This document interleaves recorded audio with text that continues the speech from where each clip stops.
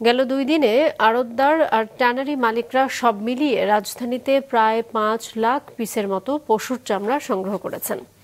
সেসব লবণ দিয়ে সংরক্ষণ করেছেন তারা, আর দাম কম বলে অভিযোগ করেছেন মৌসুমি ব্যবসায়ীরা। রঞ্জিবুল মিজানের রিপোর্ট।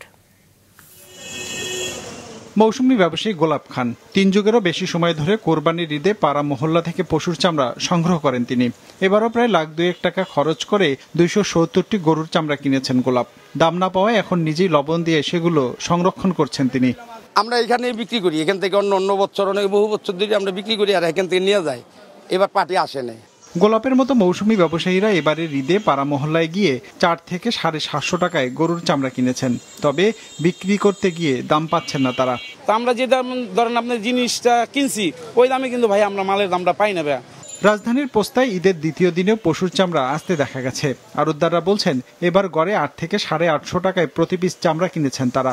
900 টাকাও কিনেছি, আর যেগুলি আছে 1000-1200 টাকা তো কিনতেই হয়। একটা গড় হিসাব করে দেখছি যে 800-850 টাকা আমাদের পড়ে যায় কাঁচামাল।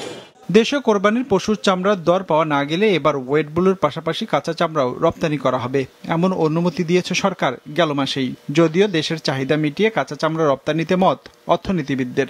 ওয়েস্টেজটাকে রিডিউস করতে হবে, তাহলে বাংলাদেশ সেটা কাঁচামাল রপ্তানি করুক অথবা চূড়ান্ত দ্রব্য রপ্তানি করুক, রপ্তানির মাধ্যমে সেটা কিন্তু আমাদের দেশের ফরেন কারেন্সিতে কন্ট্রিবিউট করতে পারে।